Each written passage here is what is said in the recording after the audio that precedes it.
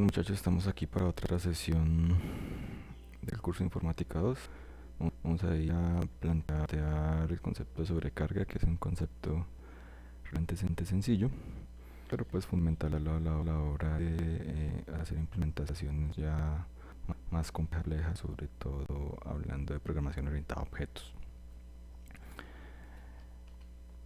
En esta sesión entonces vamos a ver el concepto de sobrecarga de funciones, su análogo, por decirlo así, que son los métodos, ya hablando de las funciones dentro de las clases. Una característica especial es de cómo cargar con constructores, algo que ya hemos visto en funciones, pero pues que es que también funciona para el asunto de la sobrecarga, que son los valores por defecto. Entonces empecemos con la sobrecarga de funciones.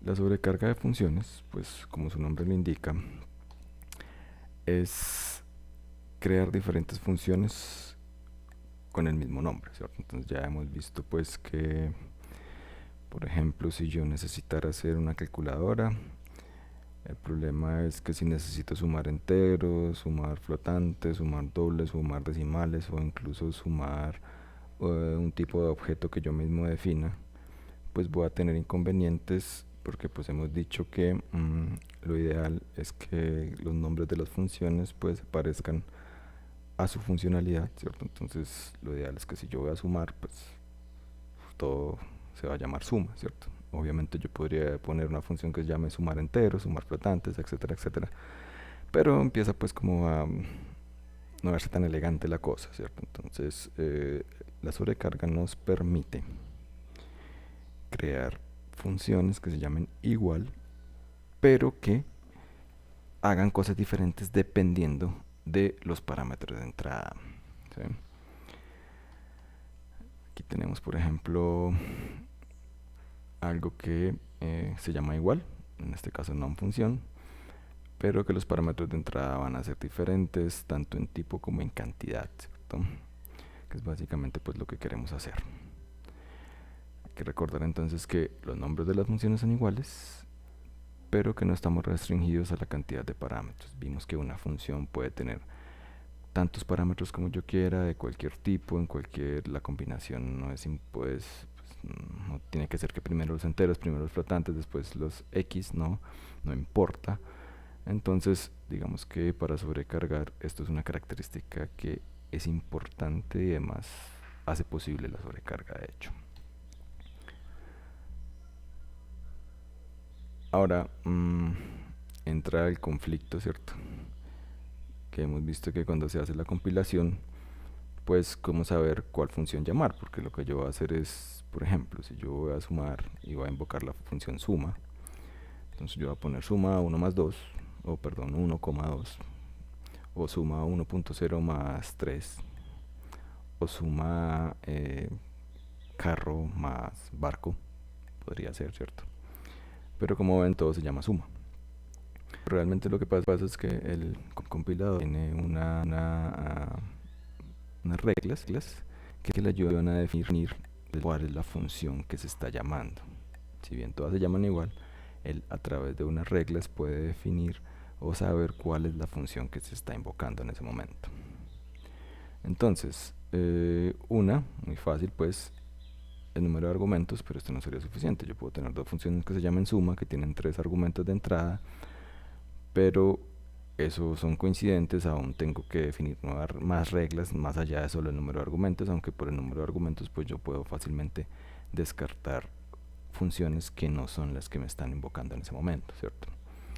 Después entonces de que el número de argumentos es consistente, pues voy a mirar entonces que los argumentos, el tipo de argumentos 1 a 1 también sea consistente, que el primer tipo del primer argumento coincida con el tipo del primer argumento, y etcétera, etcétera, así yéndonos pues haciendo una comparación 1 a 1. ¿Qué más hay? Entonces tenemos que deben concordar el número de parámetros y el tipo. Ahora podría pasar, ¿cierto? Digamos que ustedes han visto que en C++ pues es posible hacer igualaciones entre tipos de datos. Yo puedo igualar un char a un int, ¿cierto? Entonces ahora uno se puede preguntar, bueno, también me puede pasar eso, donde los tipos de datos que yo definí en las funciones sobrecargadas pueden coincidir en esto, ¿cierto? Pero, ¿cómo hago para saber cuál es? Entonces, si después de yo mirar que no hay concordancia exacta entre, por ejemplo, pues tiene que haber concordancia entre el número de parámetros, eso está bien, pero que no hay concordancia exacta entre los tipos de datos, puede pasar que yo tenga funciones donde los tipos de datos son asimilables, es decir, si yo sé que yo puedo igualar un char con un int, entonces tengo una función que cumpla con esos parámetros, entonces la que están invocando es esa función, ¿cierto? Sabemos pues, por ejemplo, aquí en el caso de los char, los chor, los bools, yo puedo hacer asimilaciones a enteros, ¿cierto? Yo puedo igualar un char a un int, un bool a un int, etcétera, etcétera. O enteros a dobles. O unas muy importante que de hecho pues no están especificadas porque dependen pues del arquitecto de las funciones, y es más adelante cuando veamos el asunto de herencia que yo puedo igualar clases derivadas a clases padre, ¿cierto? Más adelante vemos qué es eso, pero para que lo tengan en cuenta. Igual básicamente son cosas que uno tiene que pensar, solo les estoy viendo pues lo que hace el compiler a la hora de decidir cuál es la función que se está invocando en el caso de que recargada, ¿cierto? Uno por lo general lo único que hace es sobrecargarla y tener en cuenta pues que se pueden presentar esos casos, pero realmente el que hace el que resuelve esos problemas que se puedan tener, no problemas, discrepancias, las resuelve pues el compilador.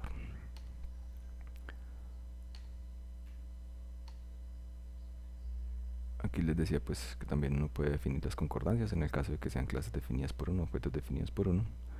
Y pues también el asunto de la elipsis, que saben que es un operador que se pone pues cuando se pueden poner mucho más parámetros para poder definir muchos parámetros de entrada, ¿cierto? Entonces ahí también podría pasar el problemita de que entra en el caso de que venga, pero está este operador que me dice que hay mucho más parámetros de entrada, ya el compilador entra a hacer la solución de esta,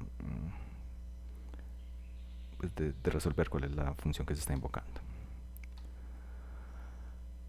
Ok, aquí tenemos entonces que si puedo sobrecargar las funciones, también puedo sobrecargar los métodos, uno se pregunta, ¿cierto? Entonces la respuesta es sí, uno puede sobrecargar los métodos, de hecho pues es exactamente igual, no hay ninguna diferencia realmente, solamente adelante cuando veamos la herencia pues que van a ofrecer podría presentarte una confusión con el concepto de redefinición, pero pues en lo que tiene que ver con la sobrecarga, los conceptos que vimos anteriormente aplican completamente para los métodos dentro de una clase, entonces no hay problema. ¿Listo? Es exactamente igual. Aquí vamos a ver un ejemplo. Tenemos una clase carro que tiene atributos privados ggas, asterisco marca, belmax, bel, start, y métodos públicos, el constructor, arrancar, acelerar, y vean por ejemplo que aquí acelerar está sobrecargado, ¿cierto? Tenemos dos funciones acelerar, una que no tiene parámetros de entrada y otra que tiene un parámetro de entrada tipo entero que se llama increment, ¿cierto? Entonces obviamente la implementación de las funciones está hecha offline, la deberíamos encontrar pues en algún otro lugar. Aquí está por ejemplo la primera definición, la implementación del método acelerar, donde vemos que lo que se hace es simplemente decrementar la variable ggas siempre y cuando x sea menor que 0, ¿cierto? Perdón, mayor que 0, se incrementa, y si no, pues entonces la velocidad se pone en 0.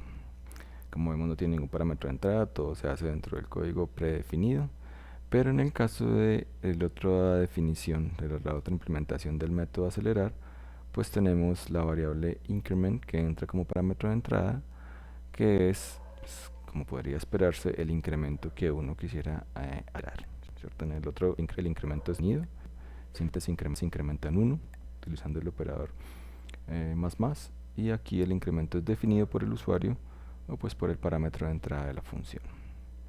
Aquí entonces vemos, a ver, hay un ejemplo, bueno, si fuéramos entonces a utilizar esta función en una implementación, vemos que puedo encontrar el llamado a carro.acelerar solamente, o podría llamarlo carro.acelerar y entre paréntesis poner un 5, un 8, un 20, un 500, cualquier número entero. Ok. Viene el otro concepto entonces, que es sobrecarga de constructores. En la sobrecarga de constructores, pues vimos que es un método, voy a decir especial de la clase, pero vimos que sigue siendo un método. La particularidad que tiene pues es que se llama igual que la clase, pero también, como es un constructor, yo podría definir, por ejemplo, varias maneras de inicializar la clase, o varias que se invoquen diferentes cosas cuando yo inicializo la clase, dependiendo de ciertas circunstancias. Por ende, podría ser que yo quisiera tener varios constructores, ¿sí? Ahora, en el asunto o con respecto al destructor, pues sí hay que tener cuidado, ¿cierto?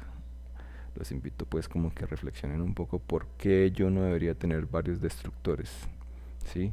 Pregúntense quién es el que invoca al destructor y por qué no es buena idea o sería buena idea tener varios destructores, porque qué problemas se me podrían presentar. Ok. ¿Cómo se sobrecarga un constructor? Pues de la misma manera que se sobrecargan los otros métodos. Aquí tenemos un ejemplo, otra vez la clase carro.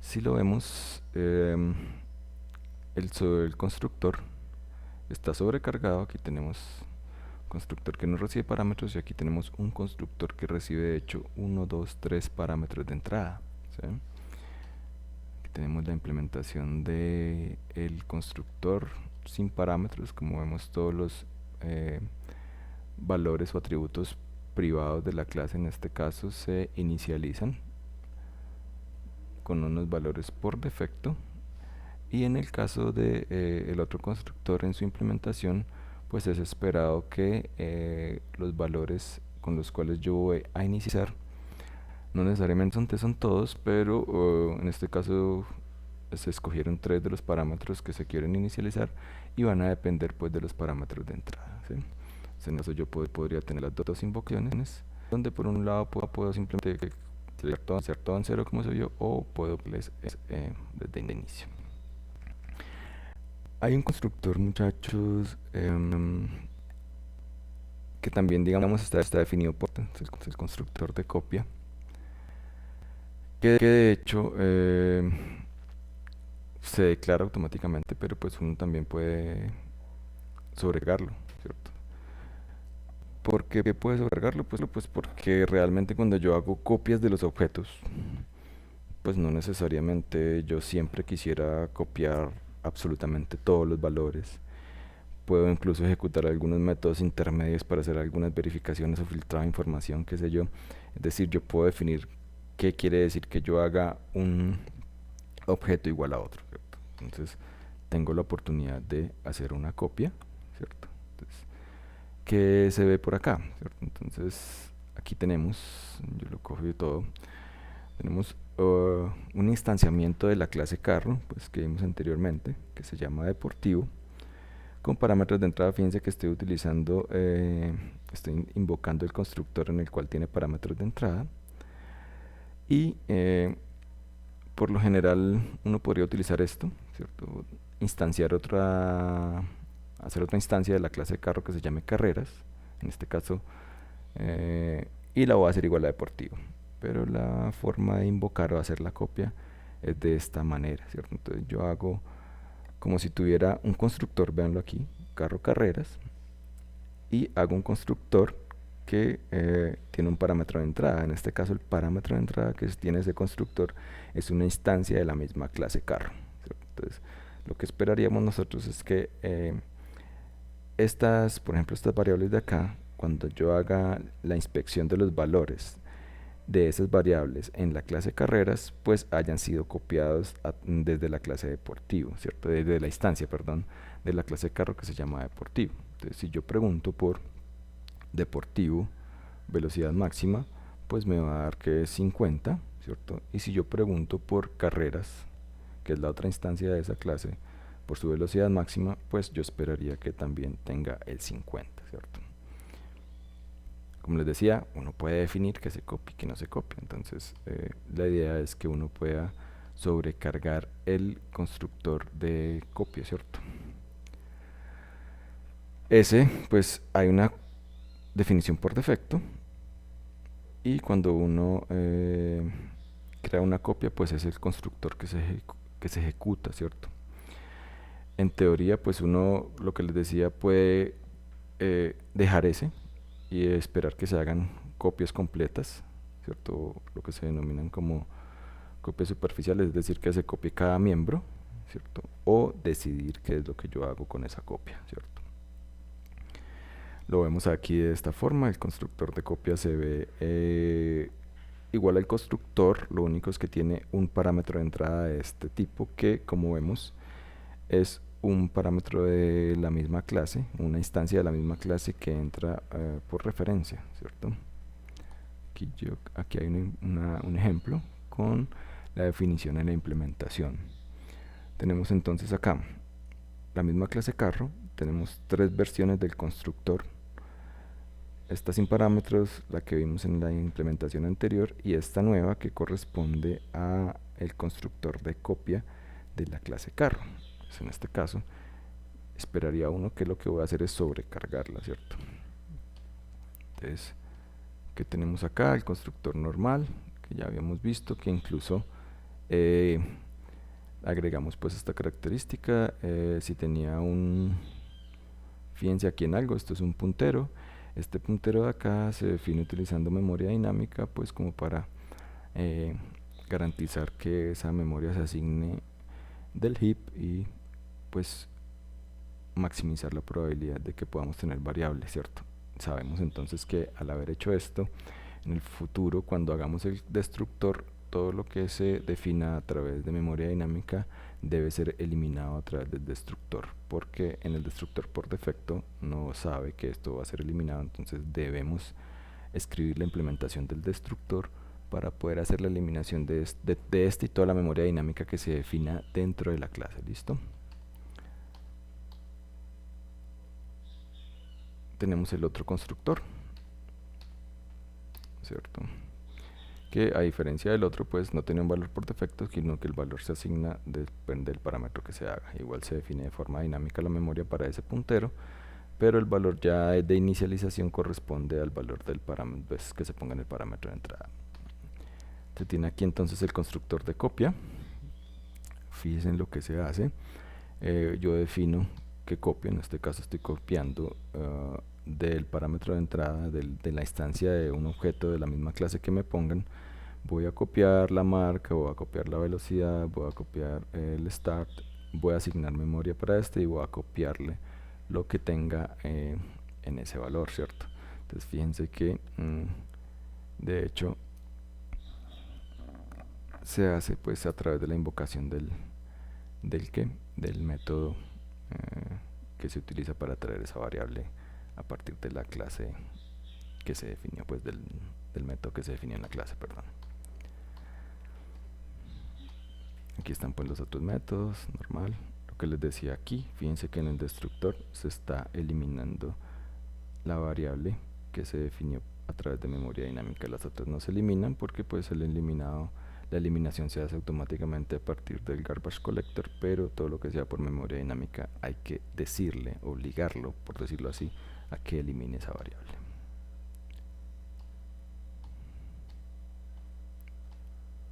Aquí tenemos entonces un ejemplo de implementación donde ya les había explicado pues que se invoca el constructor de copia y qué es lo que pasa ahí al interior. Pues ya lo hemos visto, pero se hizo el ejemplo mostrando ya, explicándoles el código que estaba por dentro de esas implementaciones. Ahora pues es fácil entender por qué pasa esto, ¿cierto? O de hecho, si yo hubiera querido, podría haber cambiado esto y decir que la copia es igual a este más 20, más 30, más 50, o sea, nada me lo impide, nada me impide como poner aquí en esta implementación, pues nada me impide poner aquí más algo, menos algo, dividido, lo que sea, hacer cualquier operación acá, ¿cierto? Entonces, pues esa es como realmente la idea de la copia, aunque es un poco, resultaría un poco rarito, pero pues se dan cuenta que uno puede hacer eso. O sea, no es una copia estricta, sino que es una copia de lo que quiero y cómo lo quiero. Entonces, ¿qué es la idea de eso? Si no, pues entonces simplemente no nos darían acceso a la sobrecarga del constructor de copia y ya, ¿cierto? Ok.